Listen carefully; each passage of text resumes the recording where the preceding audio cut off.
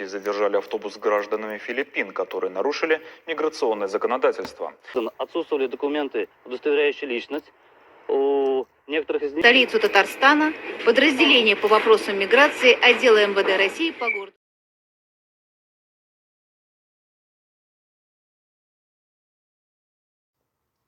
Экскурсия с депортацией. В Чувашии полицейские задержали автобус с гражданами Филиппин, которые нарушили миграционное законодательство. Нелегалов ждет выдворение. Подробности у наших коллег из пресс-службы МВД. Вместо экскурсии в столицу Татарстана подразделение по вопросам миграции отдела МВД России по городу Новочебоксарску. Автобус с зарубежными гостями не смог проехать полицейский пост «Рубеж» с бдительными стражами дорог. В ходе проверки документов было выяснено, что данные граждане находятся на территории Российской Федерации с нарушением миграционного законодательства, а именно у определенной части вышеуказанных граждан отсутствовали документы, удостоверяющие личность. У некоторых из них были превышены сроки пребывания на территории Российской Федерации. Автобус следовал из Москвы. Почти половина из 37 находившихся в салоне граждан Филиппин давно должна была покинуть пределы России. Вместо этого они собрались на экскурсию в столицу Татарстана, что для части нелегальных туристов закончится выдворением. 18 иностранных граждан находились на территории России с нарушением установленного порядка, за что были привлечены постановлением Новочебоксарского городского суда к административной ответственности в виде административного выдворения за пределы Российской Федерации через Центр временного содержания иностранных граждан МВД по Чувашской Республике. 17 из нарушителей – немолодые женщины, которые, по их словам, работали в Москве нянями и ТАНа, подразделение по вопросам миграции отдела МВД России по городу Новочебоксарску.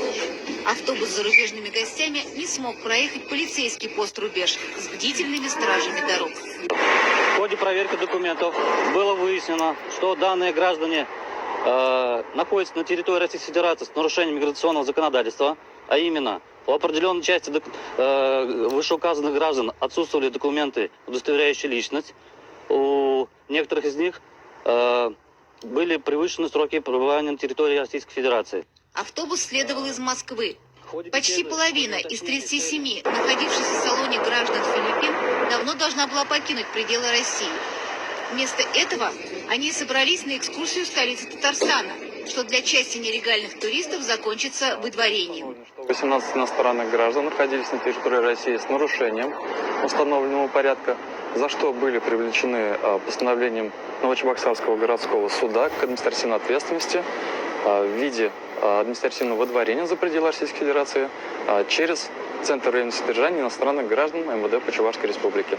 17 из нарушителей – немолодые женщины, которые, по их словам, работали в Москве нянями и гувернантками. Вместо экскурсии в столицу Татарстана подразделение по вопросам миграции отдела МВД России по городу Новочебоксарску. Автобус с зарубежными гостями.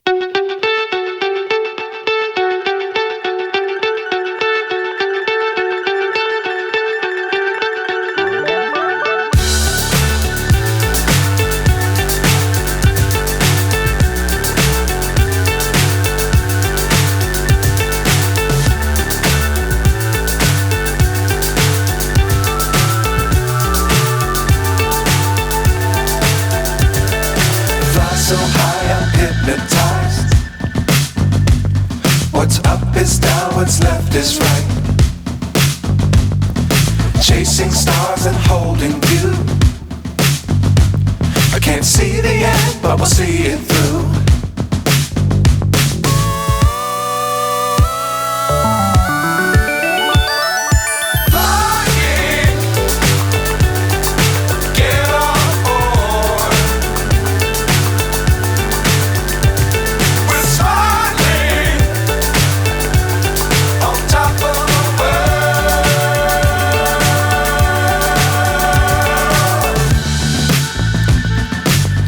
Times don't fly too high. Be sure to keep the ground in sight. Fly forever if you keep it tight. Love the world but keep the sky on your mind.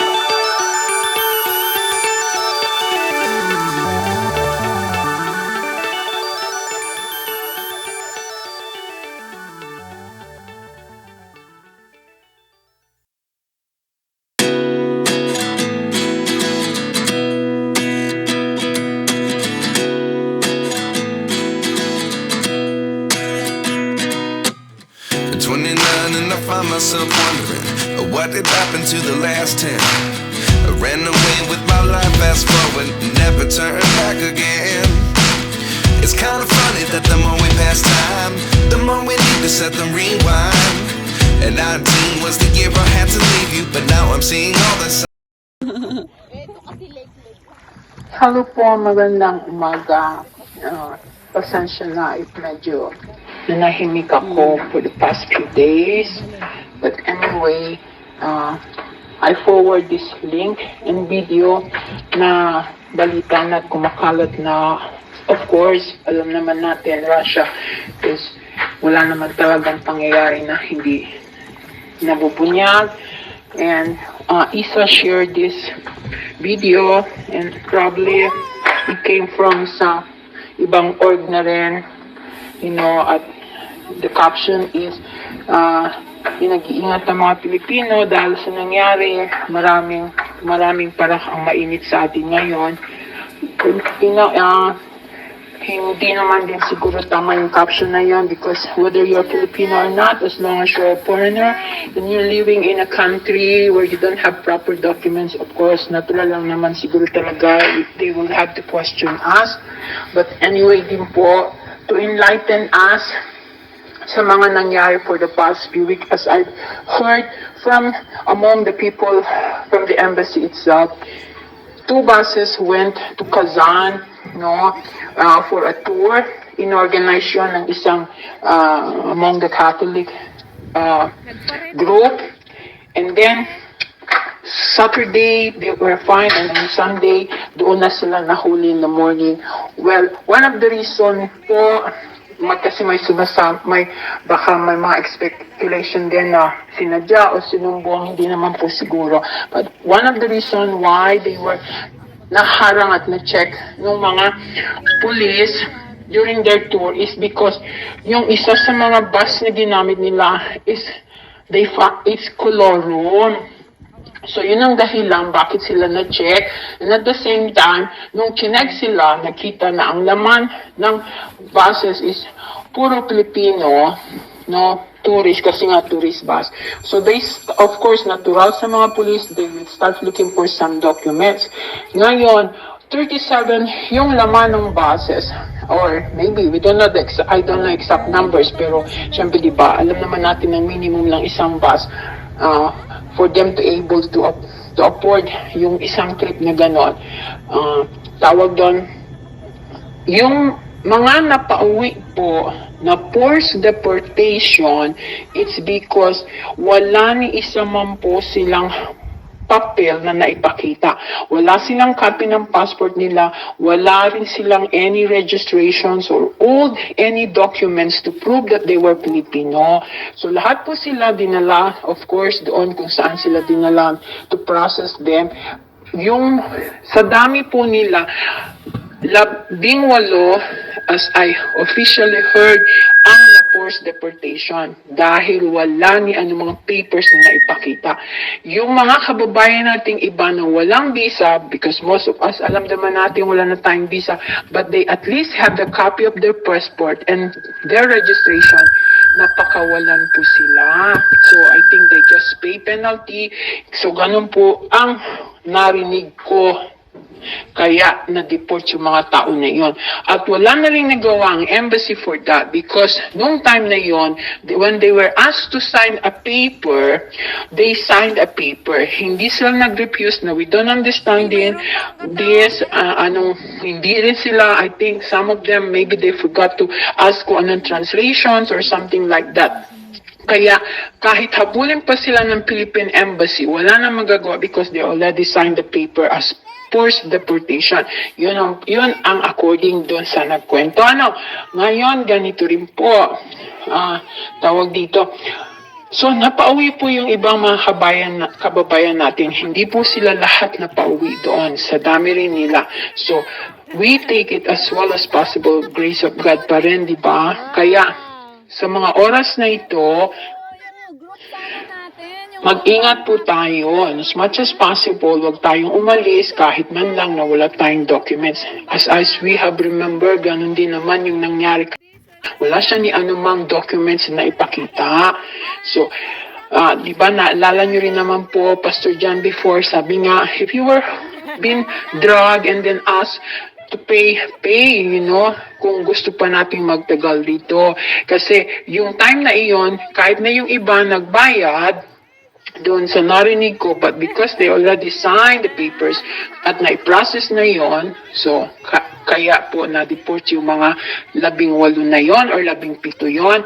And then at the same time din po, my fault din, as I heard doon sa part ng organizer, because they were failed to inform agad yung ating Philippine Embassy.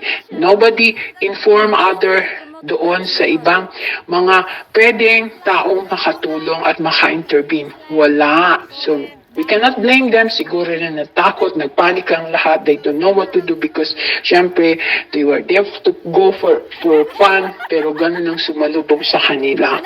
So, ayun po. So, pakipasa na lang po the informations among our members para mawala din yung mga speculation at the same time magkaroon uli ng mga panic attack or takot, Kasi, di ba, syempre, alam naman po natin talaga from the very beginning, our situation, it is by God's grace na lang and favor that we are still here in Russia. So, yun na lang din, wag nating abusuhin yung mga bagay na iyon by simply ignoring those wisdom and simple things like bring any at least documents with you. So, maraming salamat po. At syempre, sa ating sitwasyon ngayon, higit na palakasin yung pananampalataya, higit na palakasin yung pananalangin sa bawat isa. Mas dapat tayong magtulungan, imbes na magsiraan, o kung ano-ano pa. Tapos magpabalik na.